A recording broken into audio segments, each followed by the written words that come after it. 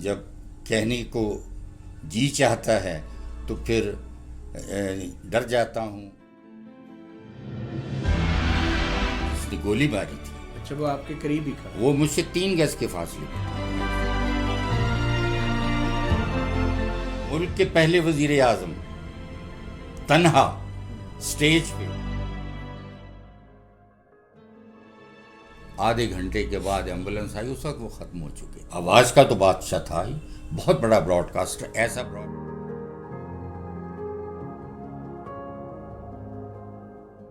General Burki میرے دادا تھے. ہماری ہے نا جی نیازی، برکی، لودھی، سوری میرے ننیال تھے. خبر لا کے دی کہ اس کو پڑھیں. میں نے پڑھا. ملک میں مارشل لا لگا دیا. آپ کا یہ کیپٹلزم، سوشلزم، جمہوریت، مارشل لا، اس سے کوئی تعلق نہیں؟ کوئی تعلق نہیں. مجھے تو اچھا لگتا تھا. ابھی آپ سوچتے تھے کہ یہ کچھ ٹھیک نہیں ہو رہا؟ مطلب میں یہ کبھی نہیں سوچا.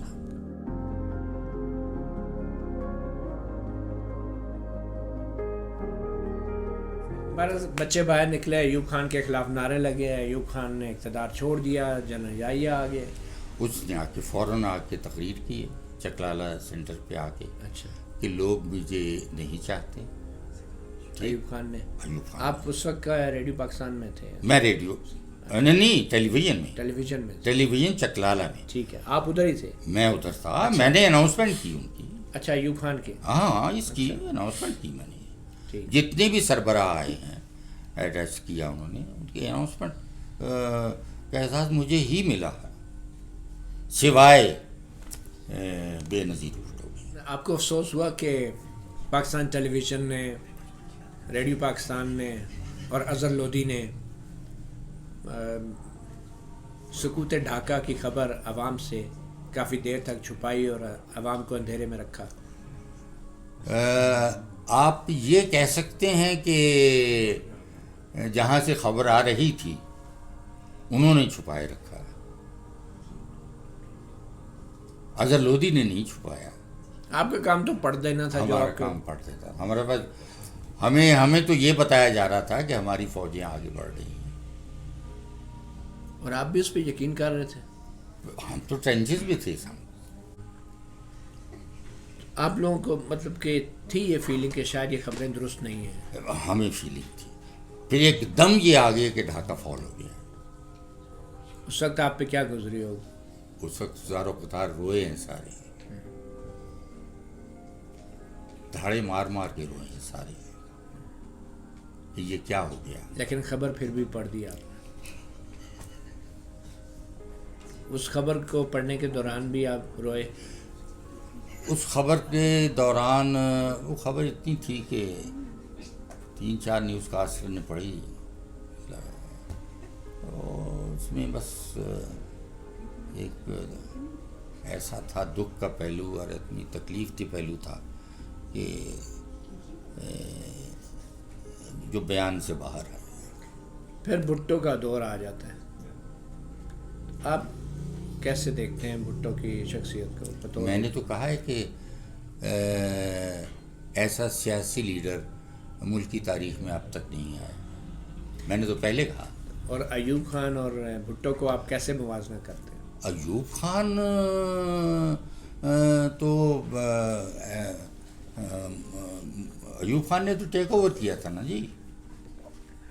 لیکن ایوب خان نے کام بہت کیا اس ملک کے لیے جو آج تک چل رہا ہے. اسلام آباد ایوب خان کا ہے. پہلے سی ڈی کے چیئرمین یحییٰ خان تھے. یہ ساری پلاننگ اسی کی ہے.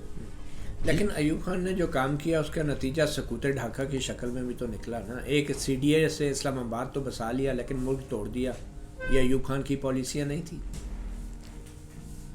اکیلے ایوب خان کی تو پالیسی نہیں تھی. اور کون تھا ساتھ؟ مطلب ہے 11 سال تو ایوب خان حکومت میں رہا. 11 سال تو تقریباً سارے ہی رہے. اور وہ جو 11 سال تو سارے ہی رہے. وہ جو آپ کہتے ہیں نا مطلق العنان حکمران رہا، آمر رہا، تو پالیسیاں تو اسی کی چلتی تھی.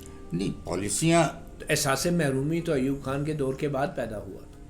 ایوب خان کے دور کے اس نے ملک بنایا یا توڑا؟ نہیں، اس نے ملک نہیں توڑا. اچھا، آپ کے خیال اس کے ذمہ دار اور بھی ہیں. آپ بتائیں کیا کہتے ہیں. اس کے ذمہ دار اور بھی ہیں جو میں سمجھتا ہوں کہ مناسب نہیں ہے. اس میں اکیلا ایوب خان نہیں تھا. یہ ایک لیکن اس میں ایک طاقت بھی تھی.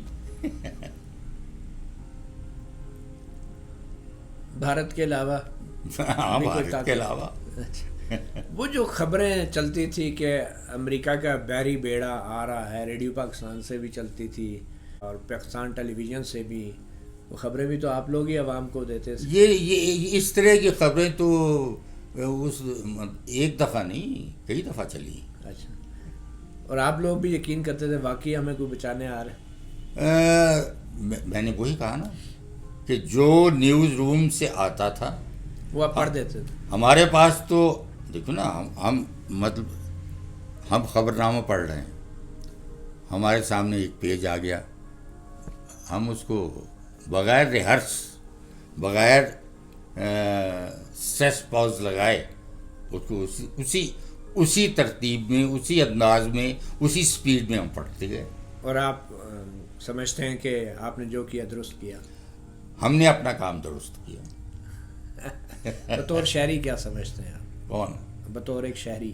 بطور شہری جو میں عام لوگوں سے ملا ہوں وہ ایوب خان کو بہتر سمجھتے ہیں. نہیں، جو آپ نے جو بھی عوام کو جو آپ معلومات دیتے رہے ہیں تو بطور براڈ کاسٹر آج تک یاد کرتے ہیں. یہ جو 1971 کی خبریں یاد کرتے ہیں؟ کون سی خبریں یاد کرتے ہیں آپ نے؟ اسی کا ذکر کیا نا جی. تو وہ کیا وہ درست خبریں تو نہیں تھی؟ نہیں درست نہیں، وہ تو جب ڈھاکہ فال ہوا نا جی اس وقت پتہ چلا سڈن. لیکن عام طور پہ بین الاقوامی ایک اصول ہے کہ جو براڈ کاسٹر ہوتا ہے، جو خبریں دینے والے ہوتے ہیں، جو خبریں دینے والے ٹی وی چینل ہوتے ہیں، اگر کوئی خبر غلط ہو جائے تو وہ افسوس کا بھی اظہار ہوتا ہے. ایک انٹرنیشنل معیار ہے، ہمارا معیار تو خیر ٹوٹلی ہر معاملے میں ڈفرینٹ ہے. تو بطور ایک براڈ کاسٹر آپ سمجھتے ہیں کہ اس معاملے کے اوپر عوام کے سامنے کھل کے افسوس کا اظہار کرنا چاہیے، اداروں کو بھی، افراد کو بھی، براڈ کاسٹرز کو بھی؟ آپ کا اصولی طور پہ کیا کرنا چاہیے؟ متی، آپ کا کیا خیال ہے کہ ہمارے اداروں میں، ہمارے لوگوں میں اتنی سخت باقی رہ گئی ہے؟ آپ میں تو ہے ماشاء اللہ. نہیں، مجھ میں اتنی تو ہے کہ میں یہ بات کر سکتا ہوں، لوگوں میں اتنی بھی نہیں ہے. تو آپ کرنا چاہیں گے یہ بات کہ جو خبریں غلط ہوئیں جی تو اس پہ آپ کو افسوس ہے؟ مجھے افسوس ہے، بالکل مجھے افسوس ہے. ٹھیک ہے.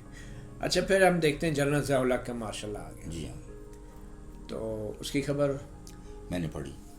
اچھا، تو بھٹو جیسی بقول آپ کے ایک بڑی عظیم سیاسی قیادت کے بعد، شخصیت کے بعد، جب جنرل ضیاء الحق نے ماشاء اللہ لگایا تو آپ کو خوشی ہوئی یا افسوس ہوا؟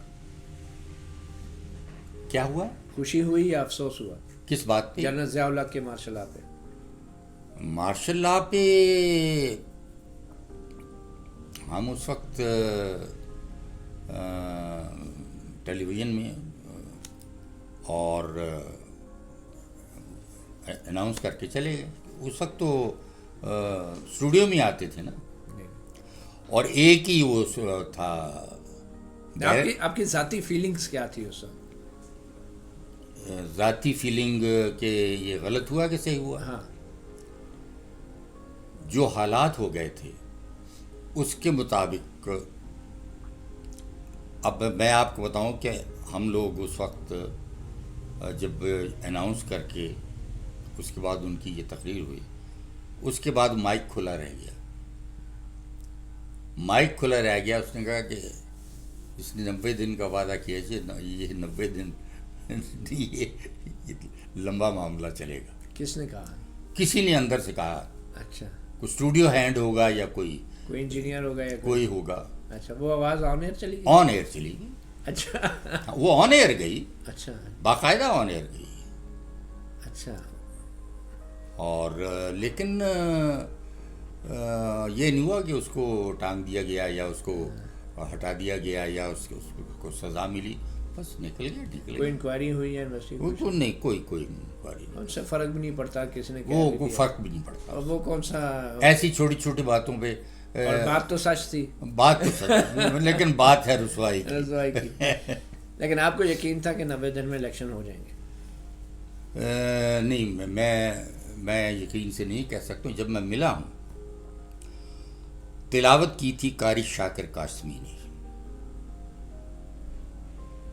اناؤنسمنٹ کی تھی میں نے. اس کے بعد ہم چائے پینے کے لیے چلے گئے. آپ کو پتہ یہ جرمن لوگ تھے جنہوں نے یہ قائم کیا تھا، یہ ٹریننگ سینٹر یہ آپ چکلالہ کی بات، چکلالہ کی گیریزن. یہ بالکل chairman joint chief of staff committee کے آفس کے اپوزٹ تھا، جو سینسر بورڈ بھی رہا ہے. جو سینسر بورڈ بھی رہا ہے. ٹھیک ہے، ٹھیک ہے نا جی. وہاں پہ پھر ہم چائے پینے کے چلے گئے. ان کے ہاتھ میں پیالی ضیاء الحق مرحوم کے، اور وہ چل کے میرے پاس آئے. لودھی صاحب کیا حال ہیں آپ کے؟ خیریت سے ہیں؟ ٹھیک ہے جی، اللہ کا شکر ہے. اچھا ماشاء اللہ بہت اچھا ہوا ہے. میں نے کہا جی، آپ نے کہا جی آپ نے بہت اچھا کیا. نہیں میں نے نہیں، بہت اچھی پریزنٹیشن ہوئی ہے. اچھا. تلاوت قاری صاحب نے بہت، قاری شاکر قاسمی، قاری وحید ظفر کے بڑے بھائی وہ تھے تلاوت میں. انہیں تعریف کی، بڑی اچھی پریزنٹیشن جی. اور میں ویسے بھی ملک میں اسلامی نظام لانا چاہ رہا ہوں. اچھا، آغاز اچھا ہو گیا ہے. اب میں آپ کو اسلامی نظام کی طرف لے کے آتا ہوں. ٹھیک جی. ہو سکتا ہے آپ سے تھوڑا اختلاف ہو میرا، ہو سکتا نہ ہو، لیکن ایک بات میں آپ کو یہ عرض کر دوں کہ وہ دوسرے رہنماؤں کی طرح نہیں تھے، دوسرے ڈکٹیٹرز کی طرح نہیں تھے. ایک عام آدمی تھے جو رات کو اٹھ کے گاڑی میں بیٹھ کے سردیوں کے موسم میں کمبل اور لحاف لے کے اور سڑکوں پہ، اور جو لوگ غربا لیٹے رہتے تھے ان کے اوپر دے کے چلے جاتے تھے. یہ آپ نے اپنی آنکھوں سے دیکھا. میں ساتھ گیا ہوں. وہ آپ کو ساتھ رکھ کے وہ سب کیوں کرتے تھے؟ آپ ساتھ اتنے قریب کیوں تھے ان کے؟ اس لیے کہ وہ میرے شہر کے تھے. جلندھر کا ڈاک خانہ نہیں، ان کے میرے نانا جو لاب سنگھ، جو تارا سنگھ کا سیکنڈ ان کمانڈ تھا، وہ ہمارے اس محلے میں آیا جلندھر میں. اس نے کہا کہ میں مسلیاں دیاں کڑیاں چک کے لے جاؤں گا، پنجابی میں اس نے کہا. تو میرے نانا کی سرخ سفید پٹھان، صحیح پٹھان، سراج الدین خان لودھی، 4 لوگ تھے. انہیں کہا اچھا تم آنا. دوسرے دن وہ جتھا لے کے آ گیا. ایک لاٹھی ماری تھی، وہیں ڈھیر ہو گیا تھا. 4 کو پکڑ لیا تھا، جس میں جسٹس انوار الحق کا بھتیجا بھی تھا. ایک جسٹس انوار الحق کا بھتیجا جلندھر میں، وہ بھی جلندھر سے تھے؟ وہ بھی جلندھر سے تھے. اچھا. وہ میرے نانا کے گھر کے سامنے ان کی کوٹھی تھی. اچھا. تو وہ بھتیجا جو تھا وہ کس میں تھا؟ وہ مجھے نہیں پتا. جوان تھا، خوبصورت تھا، لیکن وہ آپ کے نانا کے سائڈ پہ تھا، سپورٹ میں. سڑک کے اس طرف میرے نانا کا گھر تھا، ٹھیک ہے. سڑک کے دوسری طرف ان کا گھر تھا. ٹھیک ہے. درمیان میں بیٹھک تھی جس میں یہ شام کو اکٹھے ہوتے تھے، گفتگو کیا کرتے تھے. ٹھیک ہے. تو اس لنک کا آپ نے جنرل ضیاء الحق کی تقریر کے بعد آپ نے یہ تعارف کرایا اپنا، یا یہ پہلے سے آپ آرمی چیف کو جانتے تھے بھٹو کے دور میں؟ دیکھیے میرا خیال ہے یہ فرسٹ ٹائم آپ کی ملاقات تعارف کیسے ہوا؟ یہ میرا خیال ہے کہ شاید آپ کے علم میں ہے، اور آپ جان بوجھ کے مجھ سے پوچھ رہے ہیں کہ ان کو سب کچھ پتہ ہوتا ہے. ایسے نہیں بات کرتے. وہ ایسے چل کے میرے پاس نہیں آئے تھے. ٹھیک.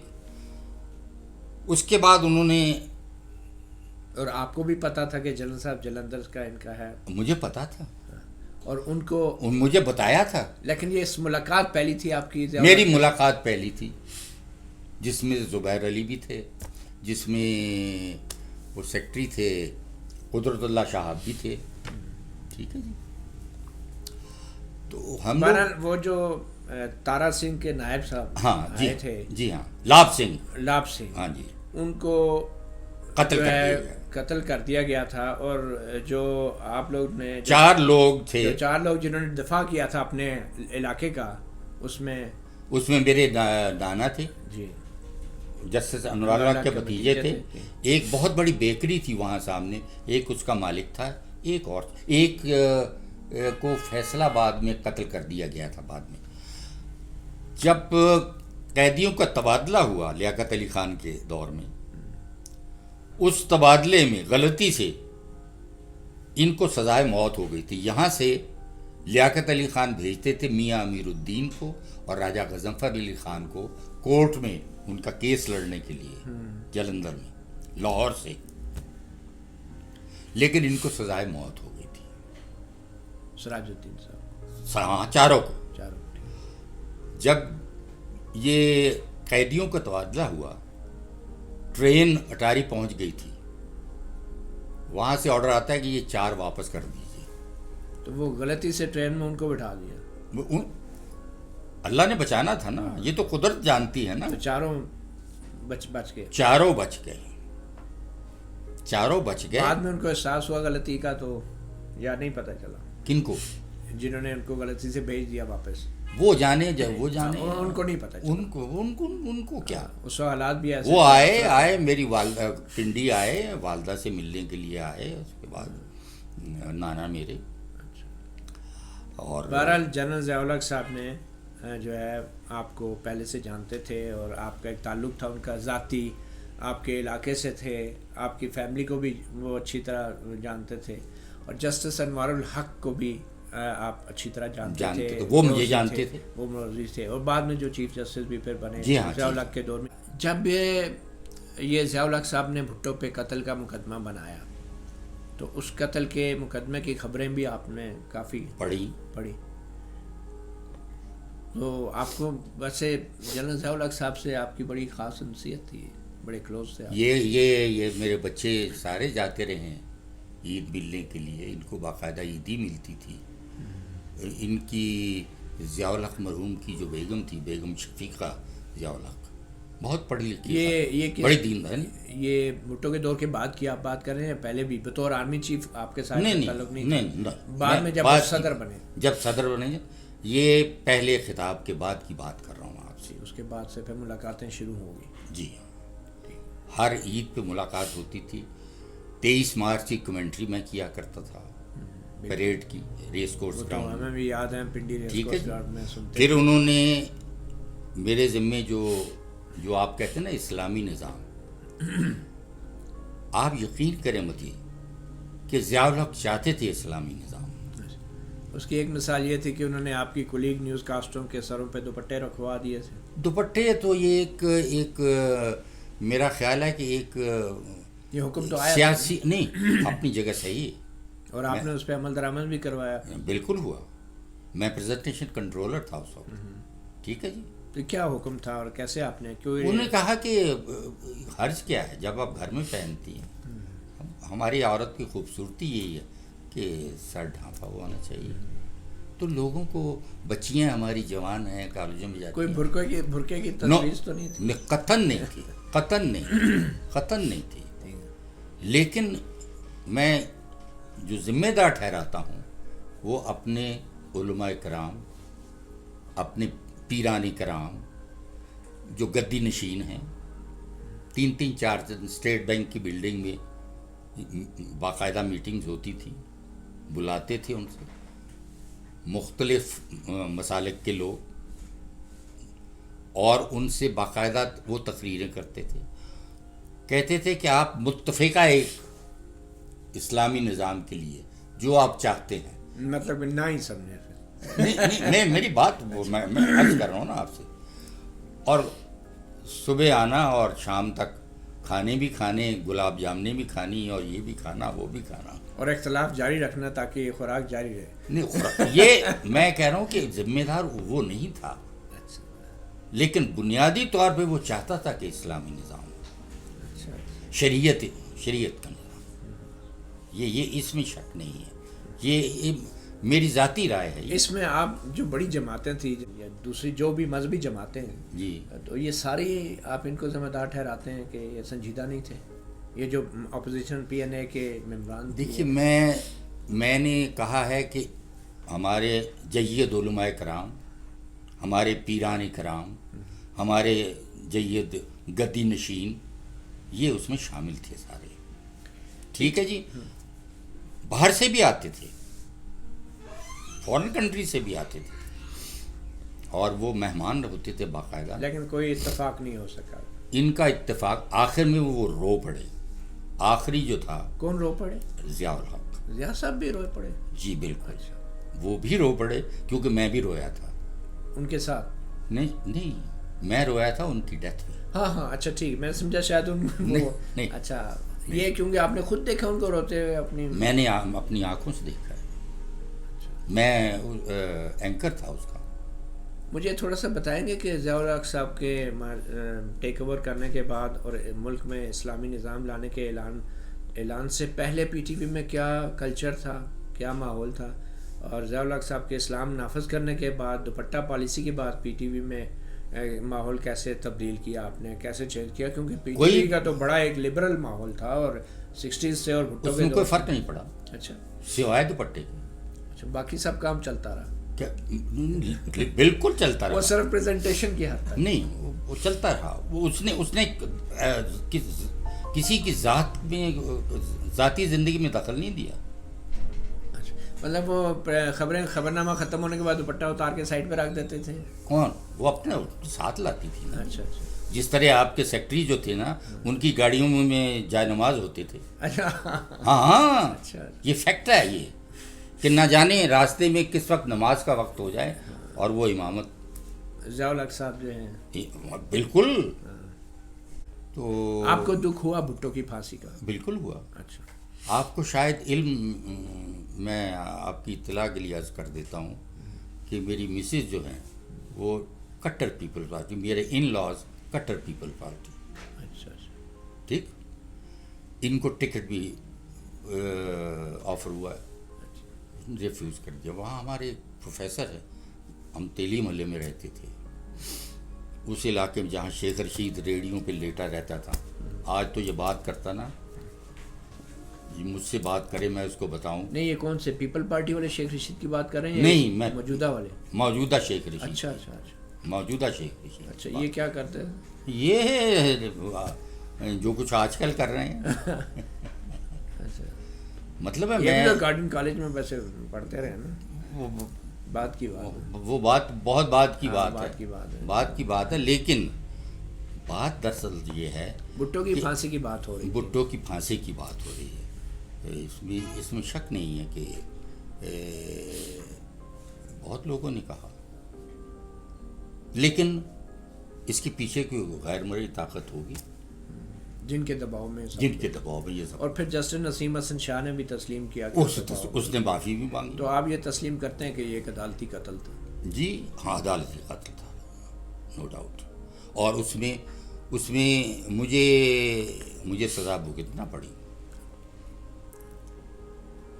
جب ضیاء الحق کا جنازہ میں نے کیا، جب ان کا کریش ہوا، نہیں ابھی ہم اس پہ آتے اچھا، ہیں، لیکن کیونکہ بھٹو کی پھانسی کو آپ سمجھتے ہیں کہ ایک عدالتی قتل تھا، لیکن آپ نے as a professional broadcaster اپنی ڈیوٹی پوری کی، لیکن آپ کی آواز بڑی کارآمد رہی اس سارے مذہبی ہیجان کو پیدا کرنے میں۔ اصل میں آپ نے شروع سے آواز کا جو جادو جگایا ہے نا، میں آپ کی فیلنگز جاننا چاہتا ہوں نا، کہ کیونکہ آپ کا بڑا ایک بہت بڑا رول رہا ہے متی آواز، یہ اللہ کی دین ہے بے شک، اور اس کا درست استعمال کرنا بہت ضروری ہے، اس کا درست استعمال کرنا بڑا ضروری ہے، ٹھیک۔ As a professional newscaster, anchor, commentator, میں یہ سمجھتا ہوں کہ میں نے اپنا جو رول ادا کیا، جو مجھے کرنا چاہیے تھا، وہ میں نے ایمانداری کے ساتھ کیا ہے، ٹھیک۔ کچھ لفظوں پہ مجھے اعتراض بھی ہوا جس کا میں نے مصلح الدین سے ذکر کیا.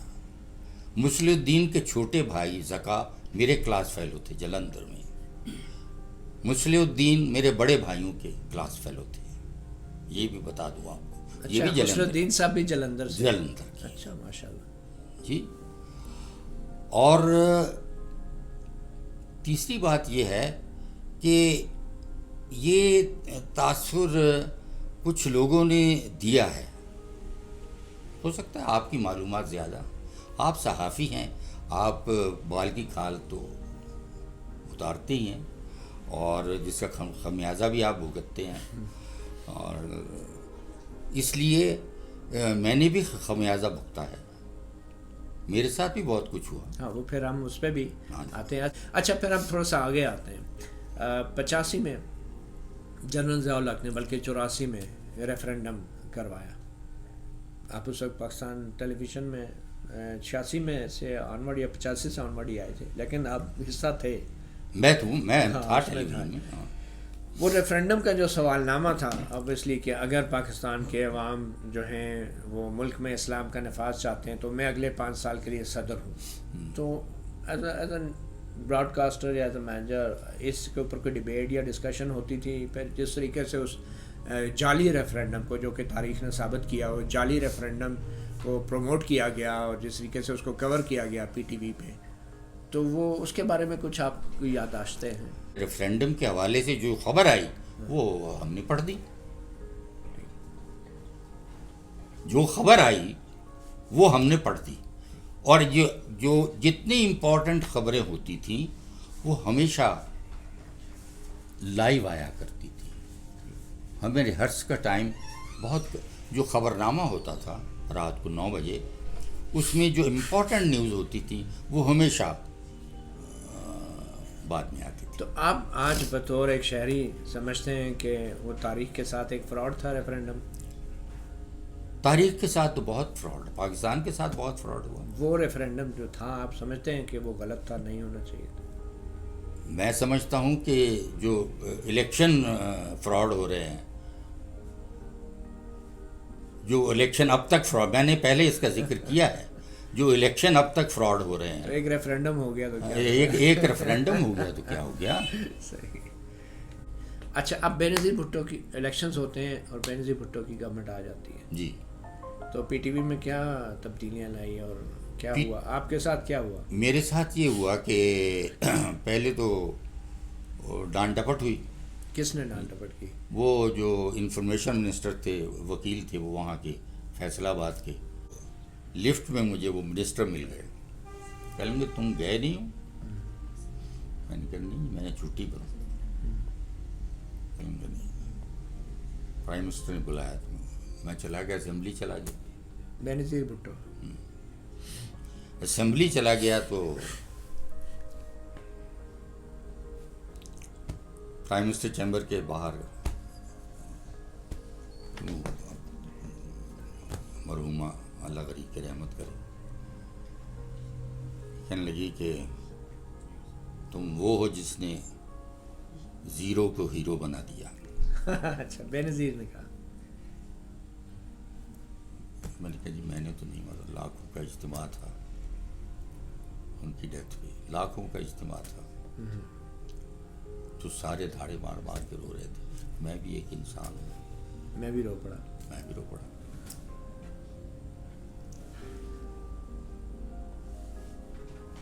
اس کو کہنے لگے منسٹر کو پیک ہم امیجیٹلی.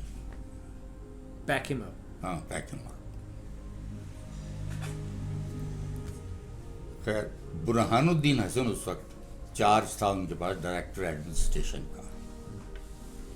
اچھا بینظیر سے یہی مکالمہ ہوا آپ کے پاس؟ ہاں یہ ہوا. تو باقی تو مجھے انہوں نے ہٹائی دیا تھا ہر جگہ.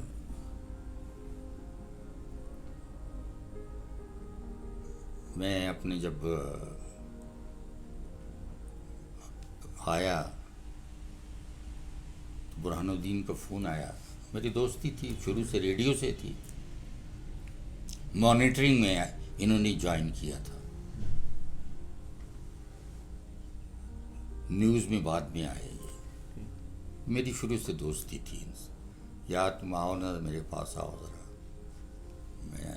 اچھا میں نے کہا میں بھی گاڑی بھیجتا ہوں. میں نے کہا اچھا. گاڑی بھیجی, میں گیا. خدا کے لیے یار چلے جاؤ, میری خاطر چلے جاؤ, میں لک آفٹر کر لوں گا فیملی کو. یار وہ اس نے مصیبت ڈالی ہوئی ہے. جس نے پرائم منسٹر بار بار فون کر رہے ہیں, ٹکٹ ہاتھ میں. میں نے کہا اچھا جی میں چلا. کدھر چلے جاؤ؟ کوئٹے. اچھا, ٹرانسفر مطلب یہاں سے چلے جاؤ. یہاں سے چلے. اچھا, ابھی یہ نہیں کہا کہ گھر چلے جاؤ؟ نہیں, اچھا وہ بات ٹل گئی تھی, ریفیوز کر دیا تھا. اچھا کیونکہ چیئرمین کے پاس ایگزیکٹو پاور نہیں ہے, ٹھیک, وہ مینیجنگ ڈائریکٹر کے پاس ہے. ٹھیک. اور ایم ڈی صاحب؟ ایم ڈی تو پہلے جواب دے گئے تھے نا کہ ہمارا ایک پروسیجر ہے. ٹھیک ہے. تو اس کے اندر بے نظیر اب اتنی بھی طاقتور نہیں تھی 88 والی وزیر اعظم کہ وہ کسی پی ٹی وی کے امپلائی کو اس سے گھر بھیج سکتی, آبویسلی. میرے ساتھ تو یہی ہوا. اور آئین پہ عمل درآمد تو بات کی بات, قواعد بڑے سخت تھے, رولز بڑے سخت, لوز تھے, نو ڈاؤٹ. تو آپ کوئٹہ چلے گئے؟ میں کوئٹہ میں انہوں نے کہنے لگا یار چلے جاؤ, 2:30 بجے کی فلائٹ ہے. میں نے کہا جی اچھا برہان صاحب آپ کہتے ہیں تو چلا جاتا ہوں. اچھا. کوئٹہ پہنچا میں. وہاں ایک جونیئر موسٹ تھا جس کو میں نے چارج دیا. میں گروپ 9 میں تھا, کنٹرولر تھا, جنرل مینیجر تھا.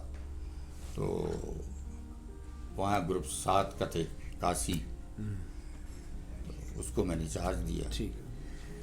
ود ان 1 ویک اور 10 days گورنمنٹ ٹاپر ہو گئی. یہ جب تک بے نظیر, یہ 90 کی بات ہے. 90 کی بات ہے. اور وہ جو ٹاپل ہوئی وہ بھی ایک تاریخ کا حصہ ہے. وہ بھی تاریخ. ایسا نہیں ہے.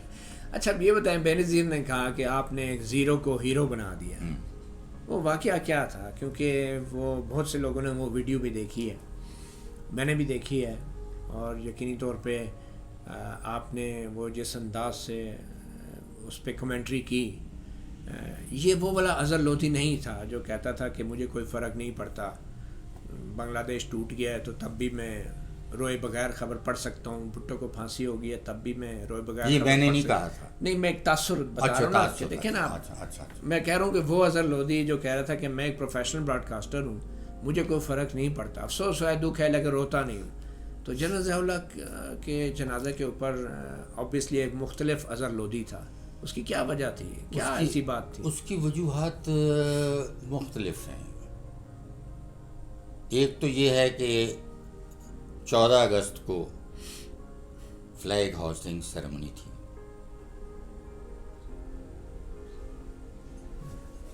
تین دن پہلے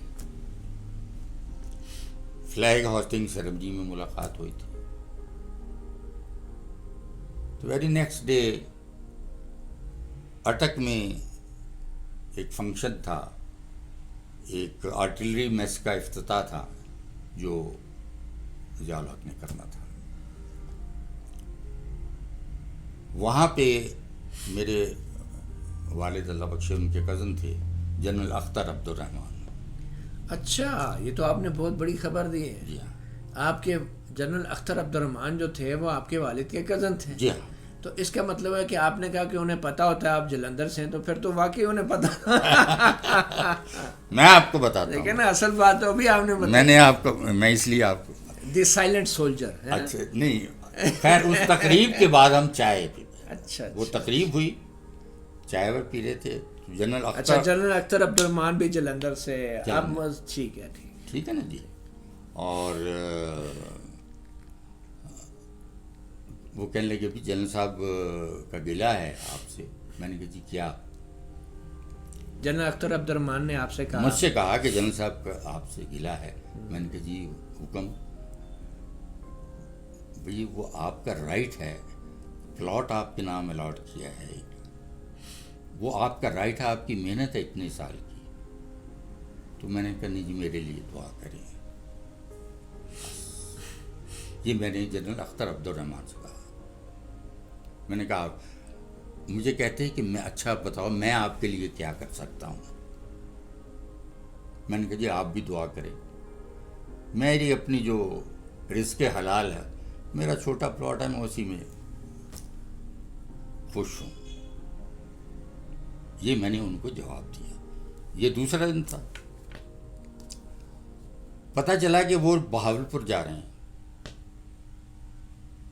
کیا کہ امریکن اس کی ٹینکوں کی مشقیں دیکھنے کے لیے, وہ خریدنے تھے غالباً, ٹینک دیکھنے جا رہے. تو ڈاکٹر سعید جو بیگم شفیقہ ضیاء الحق ہیں, وہ ڈاکٹر سعید کی ریلیٹو بھی ہے. بہت پڑھی لکھی خاتون, بہت پڑھی لکھی خاتون. اور ڈاکٹر سعید آپ کے کلاس والے دوست بھی تھے؟ ہمارے میڈیکل ایڈوائزر تھے, پی ٹی وی کے. پی ٹی وی کے شروع سے. اچھا اچھا, ماشاء اللہ. شروع سے پہلے میڈیکل آفیسر تھے, اس کے بعد وہ میڈیکل ایڈوائزر ہو گئے. اچھا ٹھیک. بڑے اچھے تعلقات. میں گیا ان کے پاس, میں نے کہا کہنے آؤ چلیں جن صاحب. وہاں لوگ بیٹھے ہوتے ہیں, وہ کہہ رہے تھے کہ مت جائیں, رپورٹس آ رہی ہیں کہ کوئی ہے. ڈاکٹر سعید کہہ رہے تھے؟ ڈاکٹر سعید نے ان کو, اور بھی لوگ بیٹھے تھے, اچھا. انہوں نے کہا کہ آپ ادھر گئے تو ڈاکٹر سعید آپ کے سامنے میرے ساتھ تھے. اچھا. میں ڈاکٹر سعید کے گھر گیا نا, اچھا. ان کے ساتھ ہی تھا نا. نہیں تو اور کون لوگ بیٹھے تھے؟ اور بھی لوگ بیٹھے ہوئے تھے, میں ان کو ان کا نام لینا نہیں چاہتا ہوں. نہیں, کوئی اگر امپورٹنٹ پالیٹیشین تھے یا کوئی آرمی کے تھے؟ آرمی کے تھے. اچھا, وردی میں تھے؟ وردی میں تھے, کچھ وردی میں تھے. وہ ڈاکٹر سعید صاحب کے گھر میں کیا کر رہے تھے؟ نہیں, ڈاکٹر سعید اور میں پریزیڈنٹ ہاؤس گئے. اچھا, جنرل ضیاء الحق صاحب کے گھر میں یہ گفتگو ہو رہی تھی. ڈاکٹر سعید جی ہاں کسی کو کہہ رہے تھے کہ نہ جائیں, یا وردی والے ان کو کہہ رہے تھے کہ ہم منع کر رہے ہیں ان کو؟ ہاں, یہی میں کہہ رہا ہوں نا. انہوں نے کہا کہ یہ کون کہہ رہا تھا پوسٹ پون کر دیں. ڈاکٹر سعید نے ان سے کہا. اچھا. اور نہیں, ڈاکٹر سعید نے یہ کیوں کہا؟ ان کو نالج میں ہوگی یہ بات, ان سے کسی نے کہا ہوگا. ڈاکٹر سعید آرمی کے ڈاکٹرز تھے یا کیا؟ نہیں, پی ٹی وی کے ڈاکٹر تھے, آرمی بھی لوگ. لیکن ڈاکٹر سعید اتنی بڑی انفارمیشن ان کے پاس تھی کہ کوئی خطرہ ہے, تو وہ ان فوجی افسروں کو کہہ رہے تھے کہ منع کر دیں ان کو؟ فوجی افسروں کو نہیں کہہ رہے تھے, انہوں نے ڈائریکٹلی جنرل ضیاء الحق سے کہا. جنرل ضیاء بیٹھے تھے؟ جی بیٹھے تھے. تو جنرل ضیاء الحق نے کیا؟ جنرل ضیاء الحق اپنے جیلم روڈ پہ اپنے آرمی چیف کے آفس, اپنے گھر میں. ٹھیک ہے, کیونکہ آپ وہاں سے تو وہ شفٹ نہیں ہوئے تھے نا. تو آپ کی موجودگی میں یہ گفتگو ہو رہی ہے. تو جنرل ضیاء الحق نے کیا کہا؟ کیا انہوں نے کہا نہیں, یہ قوم کا پیسہ ہے جس سے خریدنا ہے. میں دیکھنا چاہتا ہوں کہ وہ ٹینک کیسے ہے. اتنی سی بات ہوئی. جنرل اختر عبد الرحمان صاحب بھی اس گفتگو میں شامل تھے, بیٹھے تھے؟ جنرل اختر اس میں نہیں تھے, وہ اٹک میں تھے. اچھا, وہ اٹک میں تھے آلریڈی. جی. تو نیکسٹ ڈے وہ پھر فلائی کر نیکسٹ مارننگ وہ فلائی کر گئے. اچھا, میں اس وقت میری مدر ان لا کی ڈیتھ ہو گئی تھی ویری نیکسٹ ڈے, تو میں راستے میں تھا. مطلب 17 اگست کو ہی آپ کی مدر ان لا کی ڈیتھ ہوتی ہے. میں راستے میں گاڑی میں تھا, آیا کہ کہاں جا رہے تھے؟ میں گوجرے جا رہا تھا. ٹھیک. وہاں انہوں نے کہا واپس آئے, پریزیڈنٹ کا کہ آپ نے ان کے جنازے کی کمنٹری کرنی ہے. آپ کو خبر نہیں دی کہ ڈیتھ ہو گئی ہے؟ کیا ہوا؟ خبر تو مجھے مل گئی تھی نا. اچھا, خبر تو مل گئی تھی جاتے ہوئے خبر مل گئی. مطلب کہیں رک کے کسی نے میسج دیا, راستے میں روکا گیا آپ کو گاڑی میں؟ نہیں, وہی یہی ہے, کیونکہ اس وقت موبائل وغیرہ تو آبویسلی کچھ نہیں تھا. تو جنازے پہ پہنچ کے آپ نے اپنی مدر ان لا کے گھر پہنچ کے پتہ چلا یا کیا؟ نہیں, پہلے پتہ چل گیا راستے میں یا آفس میں؟ راستے میں گاڑی آئی نا جی. اچھا, گاڑی پیچھے آ گئی؟ ہاں, پیچھے آ گئی. انہوں نے کہا کہ وہ جا رہے ہیں گوجرے. میں وہاں سے واپس پھر آ گیا. اس میں 3 کمنٹیٹر تھے, قریش پور, ایوان صدر اسلام آباد میں, فیصل ایونیو آپ کا وہ ان کا کولیگ جو تھا سلمہ کا, بیگ صاحب, اور وہاں پہ میں اور اپنا میرے ساتھ تھے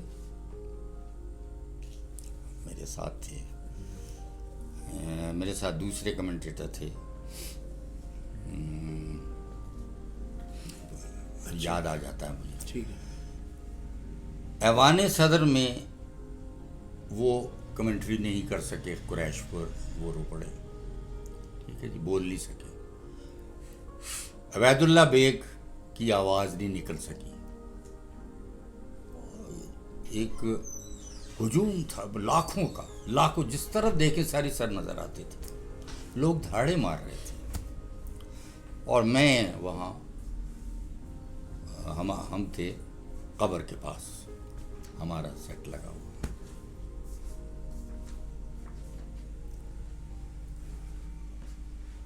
وہاں سربراہ بھی سارے آئے ہوئے تھے، کئی سربراہ آئے ہوئے تھے. یہ جو آج کل فارن منسٹر ہیں ان کے والد گورنر تھے نا قریشی صاحب کے، مخدوم قریشی، وہ دھاڑے مار رہے بڑے تھے. باقی لوگ بھی، شاہ محمود قریشی صاحب، شاہ محمود قریشی کے والد صاحب تھے. بعد میں پیپل پارٹی کے بڑے سرکردہ. جی ہاں. اس میں پھر یہ ہوا کہ ظاہر ہے کہ پھر انسان ہے نا. تو بنیادی طور پہ آپ کو کب پتہ چلا کہ جنرل ضیاء الحق صاحب کے ساتھ جنرل اختر عبد الرحمن بھی تھے کہاں جہاز میں؟ بعد میں پتہ چلا کہ وہ بھی تھے. یہ آپ کو کب پتہ چلا؟ واپس آگے پتہ چلا کہ وہ بھی ساتھ؟ ہاں وہ بھی ساتھ تھے. یہ تو ساری پھر نیوز آ گئی نا جی، جس میں بریگیڈیئر سالک بھی تھے، تو ان سے میری دوستی. کمنٹری کرتے وقت آپ کے ذہن میں تھا کہ ساری چیزیں اور آبویسلی آپ کے ریلیٹیو تھے، کلوز ریلیٹیو بھی تھے جنرل اختر عبد الرحمن صاحب، ان کا بھی آپ کو دکھ تھا؟ سب کا سب. سالک، بریگیڈیئر سالک بالکل میرے اتنی تو کئی سال تک وہ ISPR کے ISPR اب تک میرے پاس وہ فوٹوگرافس موجود ہیں. پھر مجھے پرائڈ آف پرفارمنس ملا تو میں باقاعدہ انہوں نے ISPR میں باقاعدہ دعوت کی. جنرل اختر عبد الرحمن جنرل ضیاء الحق صاحب کا کیا ریلیشن شپ تھا؟ ان کا ریلیشن ٹھیک تھا، مطلب بیسیکلی پروفیشنل تھا یا فیملی ٹرمز بھی تھے یا فیملی ریلیشن تھے یا کوئی ایک فیملی سے تھے؟ جیسے آپ کہہ رہے ہیں نا ابھی کہ وہ آپ کے والد کے جو کزن تھے ان کے، جی ہاں وہ تھے نا والد کے کزن تھے، جی آپ کے چچا. ان کے ریلیشن بہت اچھے تھے آپس میں. اچھا، ہاں فیملی نہیں تھے مجھے پتہ نہیں، فیملی کا مجھے پتہ نہیں، نہیں. لیکن ان کے ریلیشن اچھے تھے، بہت بڑی رسپیکٹ کرتے تھے. ہاں. اچھا، وہ جو جنازے کے اوپر جو وائس اوور آپ یا کمنٹری کر رہے تھے وہ آپ کو لکھ کے دی گئی تھی یا دی جا رہی تھی؟ وہ ایکسٹمپور تھی، لکھ کے کہا. اچھا، اس میں بالکل آپ نے کوئی تحریر نہیں تھی؟ نہیں تحریر نہیں، وہ آپ کے دلی جذبات تھے. وہ دلی جذبات تھے. تو اظہر لودھی صاحب، اگر ان تمام واقعات کو سمیٹیں تو آپ ابھی بھی اپنے آپ کو غیر سیاسی سمجھتے ہیں یا اب آپ سمجھتے ہیں کہ اپنی ساری زندگی کا نچوڑ آپ اپنی نوجوان نسل کو اگر بتانا چاہتے ہیں تو کیا کہیں گے کہ کہاں غلطیاں ہوئی، کس سے غلطیاں ہوئی اور کون سی غلطیوں کو نہیں دہرانا چاہیے؟ میں یہ سمجھتا ہوں کہ غلطیاں ہم سے ہوئی ہیں. اگر ہم ٹھیک ہوتے تو اللہ ہمیں یہ سزا نہ دیتا،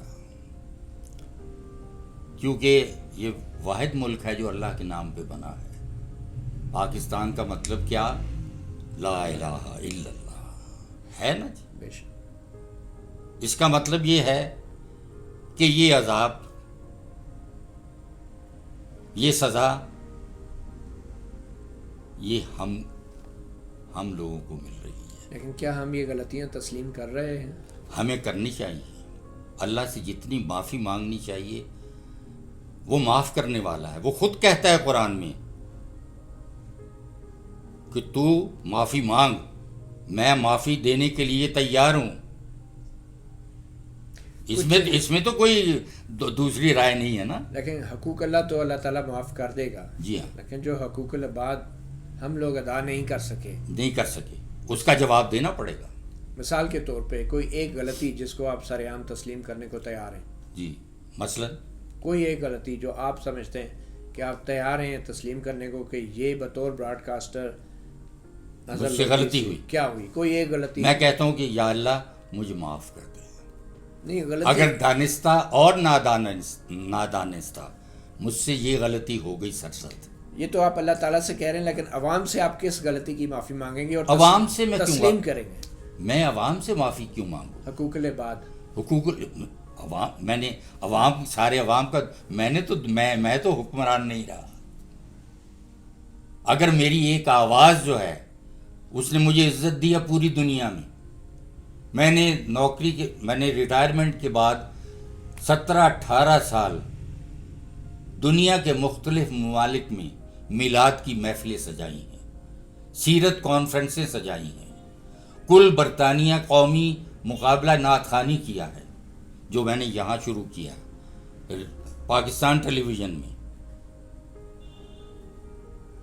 تو اللہ تعالیٰ کچھ تو مجھے اس کا وہ کہتا ہے کہ تم مانگ مجھ سے، کیا مانگتا ہے؟ حقوق اللہ تو آپ نے ادا کیے، میں نے حقوق العباد بھی ادا کیے. یہ آپ کے سامنے میری اولاد بیٹھی ہے،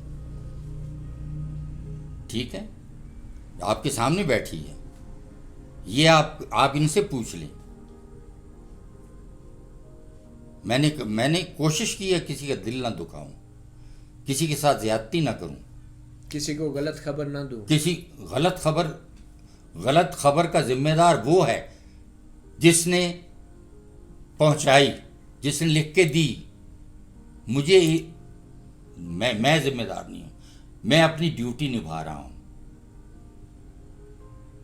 اگر ڈیوٹی نبھانا غلط ہے یہ تو مجھے بتا دیں کہ میں غلط ہوں،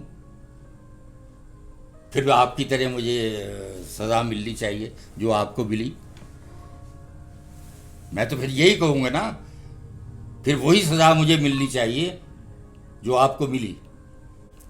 50 سال کی آپ کی ماشاءاللہ سے کیریئر رہا ہے براڈ کاسٹنگ کا جی ہاں، 60 ایئرز ریڈیو ٹیلی ویژن ملا کے. آج کل جو موجودہ حکومت میڈیا کے حوالے سے جو اس کی پالیسیز ہیں، بطور ایک پروفیشنل براڈ کاسٹر آپ اس کو کیسے دیکھ رہے ہیں؟ جو کچھ بھی ہو رہا ہے اس وقت مین اسٹریم میڈیا پہ کھلواڑ ہو رہا ہے، یہ کھیلا جا رہا ہے اس کے ساتھ، ملک کے ساتھ. میں یہ سمجھتا ہوں کہ ایسے لوگ آنے چاہیے جنہیں سیاست کی سوجھ بوجھ ہو، جو پڑھے لکھے ہوں، جو آپ کہتے ہیں حقوق العباد کے معنی کو سمجھتے ہوں، جن کو قرآن کی تعلیم کا علم ہو، جو حدیث نبوی صلی اللہ علیہ وسلم جنہوں نے پڑھی ہو، ان کو علم ہو کہ نیل کے کنارے اگر کہ کتا بھی بھوکا تو اس کا جواب دے ہے. تو ایسے لوگوں کو الیکشن کے ذریعے لایا جا سکتا ہے یا سلیکشن کے ذریعے؟ جب تک یہ نظام ہے تو سلیکشن چلے گا. آپ اس سے راضی ہیں سلیکشن سے؟ میں سلیکشن سے راضی نہیں ہوں. میں تو کہہ رہا ہوں میں دکھی ہوں. یہ پوری میری لائف میں، میری ایز اے پروفیشنل لائف جو میری ہے، اس میں ایسا دور میں نے نہیں دیکھا. اس سے دل دکھتا ہے، بہت دل دکھتا ہے. یہ میری کمزوری ہے. میں سچ کو سچ کہتا ہوں، جھوٹ کو جھوٹ کہتا ہوں، مکر کو مکر کہتا ہوں، فریب کو فریب کہتا ہوں. لیکن جو کچھ لکھ کر آپ کو دیا جاتا ہے آپ پڑھنے پہ مجبور ہیں. کیا وہ میری پروفیشنل ڈیوٹی ہے، میں کب ادا کر رہا ہوں. آپ سمجھتے ہیں کہ ایک صحافی اور ایک عام خبر براڈ کاسٹر میں کوئی فرق ہوتا ہے؟ صحافی اور براڈ کاسٹر میں بہت فرق ہے. صحافی جو ہے، اب صحافی بھی کئی قسم کے ہیں، ہے نا، اپنی اپنی فیلڈ میں مختلف ہے نا مختلف صحافی. تو یہی معاملہ اس براڈ کاسٹنگ کا ہے. جو براڈ کاسٹر ہے وہ براڈ کاسٹر ہی ہے اگر وہ صحیح براڈ کاسٹر بن سکتا ہے. مگر باہر کے ممالک میں تو جو سینئر صحافی ہوتے ہیں وہی براڈ کاسٹر بنتے ہیں اور صرف پڑھنے کے لیے یا آواز کی وجہ سے ان کا انتخاب نہیں کیا جاتا. وہ صحافی اگر پاکستان میں ہوں مل جائیں تو ان کا حشر پھر مطیع اللہ جان جیسا نہ ہو.